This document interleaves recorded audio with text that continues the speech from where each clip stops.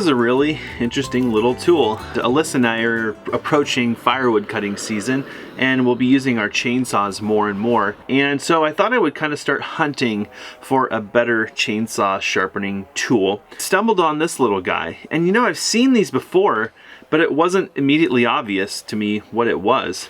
So I thought I would just pick one up and try it out. The principle of this tool is really simple. You basically have guides that help me make sure that you've got the right depth, and it combines your tooth file with a raker file. I think that's what it's called, is the center file. It's actually a flat file.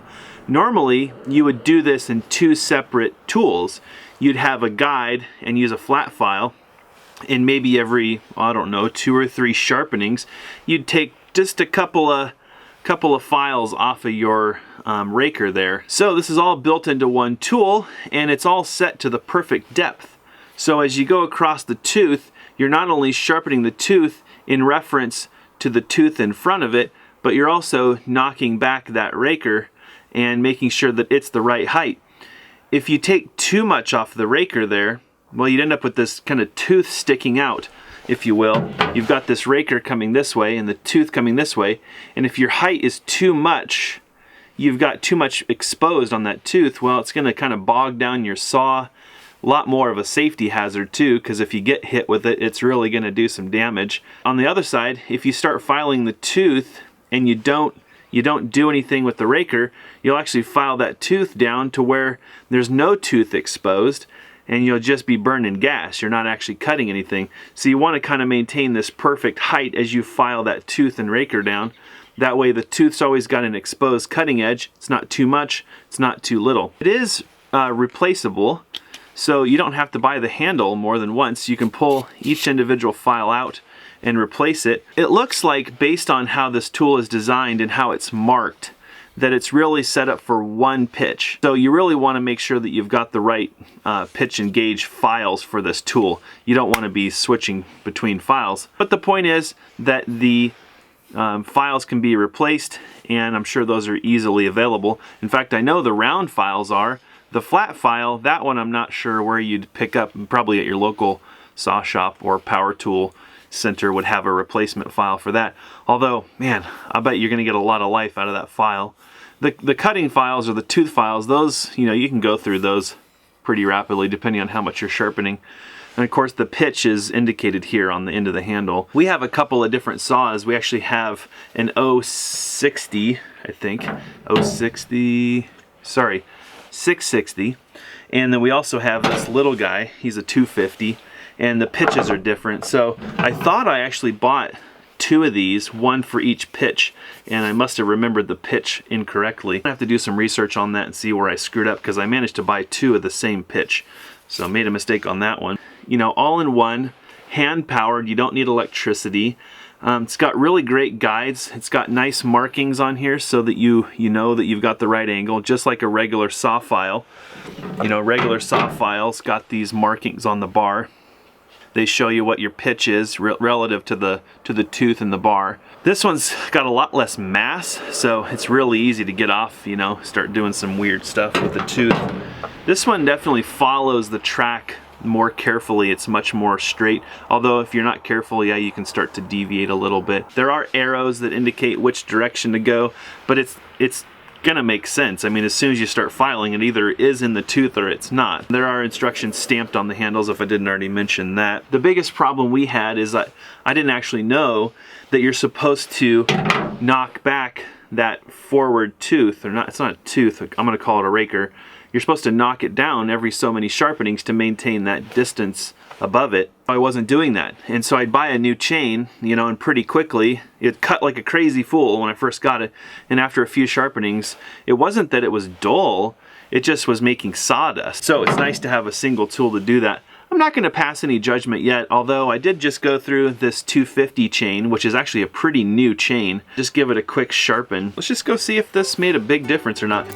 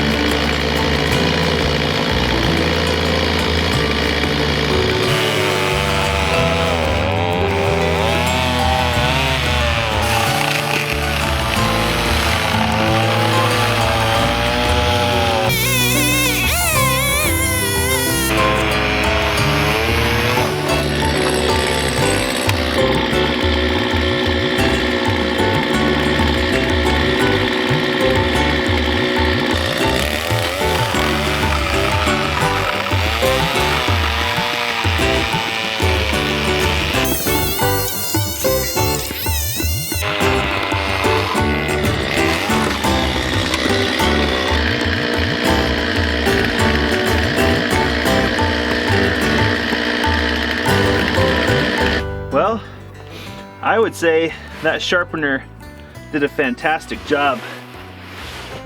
This sawdust looks perfect. You know, when I first started sharpening this chain, I didn't have high hopes for it. I thought I'd already screwed it up, you know? Funny, this saw was cutting so crooked that I thought the bar was warped. And I'll admit it, it was my bad sharpening, which is so common. But look at this. Nice, good wood chippy. I mean, the chips could be a tiny bit bigger, but it's kind of a small chain. And that was probably, I mean, with the camera running, it probably took me 20 minutes to do that chain, but yeah, you could do it in a couple minutes if you got some practice. So this is even dry Doug fir, so not exactly the best wood to be chainsawing, but I figured I'd just give it a quick go through and see how she did.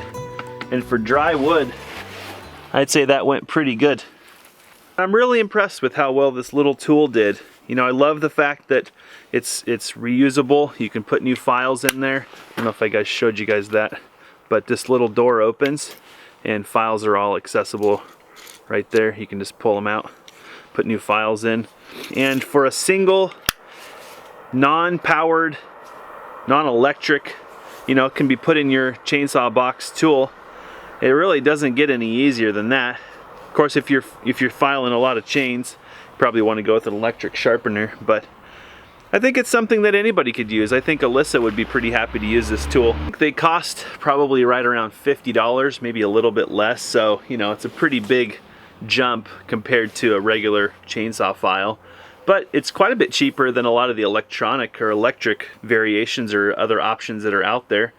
I'm curious to get another version for my 660 and just see how that works. Another question I have is that these files don't actually show a 10-degree variation.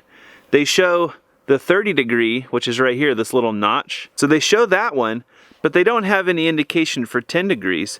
And we use that 660 a lot for chainsaw milling, and we use a ripping chain with that, which is filed at 10 degrees. I could probably make my own 10-degree marks on these, you know, just to be sure. I'd be concerned though that because it's such a complex tool that it might not work at 10 degrees. It might screw up the filing. So as much as I love the idea of this tool, I don't know that it's like the only answer to chainsaw filing. Maybe they make a 10-degree version. I don't know. Maybe I should go look and see if maybe you can replace these guides, or it's just a part of me that thinks that if you orient that differently, it's not going to work. I'm always excited to get new tools, and you know, I haven't been feeling very well. I've got a back issue that we're still trying to get resolved, and so that's why I haven't been doing much chainsaw milling. I really haven't been running hardly any power tools at all. It's just really hard because this is why one of the reasons I came on this journey was so I could do a lot more, you know, physical stuff. I got to be really smart and not hurt myself even further. So hopefully we'll get that solved soon, and I'll start feeling a lot better, and I can get out there in the woods and start making more sawdust. I don't really have a choice. We got to get it solved soon because we got to start building a house. But it's fun today to just get out, try this new tool out, and you know, I don't know, there's something therapeutic about sharpening a chain and just giving it a quick test. Hopefully this is a real simple answer. If you're looking for something to sharpen your chainsaws with and you're kind of interested in hand sharpening, or you like the opportunity to not have to use power to sharpen, it's a steel tool, so I feel pretty good about that. I don't know, I doubt Husqvarna makes one of these things, and I'm not even sure that they'll work on a Husqvarna chain. I don't know why they wouldn't, but if you're a Husky user, you might want to test one out before you buy one. Anyway, hopefully you enjoyed this video. Thanks for watching. See you next time.